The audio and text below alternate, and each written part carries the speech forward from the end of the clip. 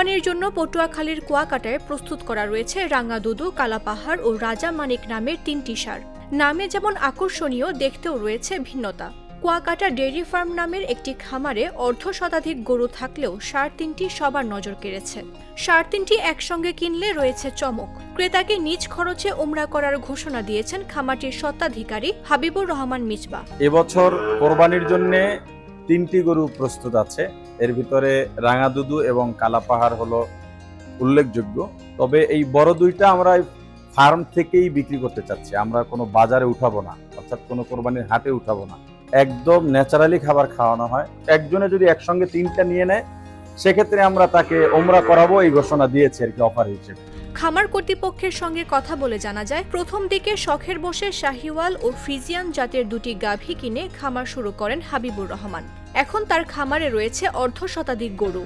এগুলোর মধ্যে অল্প কিছু দেশীয় জাতের পশু হলেও বেশিরভাগই শাহিওয়াল ও ফ্রিজিয়ান জাতের ষাঁড়।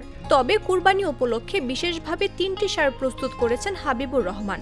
২০ মনের রাঙাদুদুর নাম হাঁকানো হচ্ছে ১৬ লাখ টাকা। রাঙাদুদুর চেয়েও বেশি ওজন নিয়ে প্রস্তুত কালাপাহাড়, যার নাম হাঁকানো হয়েছে ১৭ লাখ। তবে ওজন ও বয়সে কিছুটা পিছিয়ে থাকার রাজামানিকের দাম ১২ লাখ টাকা। কুয়াকাটা ডেইরি ফার্ম দেখতে দেশের বিভিন্ন অঞ্চল থেকে টুরিস্টরা আসে, এই ফার্ম পরিদর্শন করে, অনেকে ছবি তুলে যে ফার্মে কুয়াকাটায় এত বড় গরু আছে দেখে অনেকে আশ্চর্য হয়। দানাদার খাবার দিই সকালবেলা, 8:30টার দিকে আবার আপনার সাইলেজ খাবার দিই। খামারটির স্বত্বাধিকারী হাবিবুর রহমান মিজবা বলেন, আমি দেশ জুড়ে ইসলামের দাওয়াত দিয়ে বেড়াই। ওয়াজ নসিহতের পাশাপাশি খামার, কৃষিকাজ করা এগুলো আমার শখ। তবে শখ থেকে এখন এটা পেশায় পরিণত হয়ে গেছে। ৪ থেকে ৫ বছরের লম্বা একটা পরিশ্রমের পরে আমরা এবছর শাহিওয়াল ও ফ্রিজিয়ান জাতের ৩টি ষাঁড় প্রস্তুত করেছি।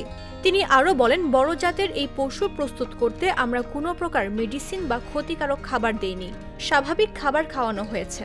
এ বিষয়ে উপজেলার প্রাণী সম্পদ কর্মকর্তা ডক্টর মারুফ বিল্লাহ খান বলেন, চলতি বছরে উপজেলায় ২২,০০০-এর বেশি গরু কুরবানির জন্য প্রস্তুত করা হয়েছে।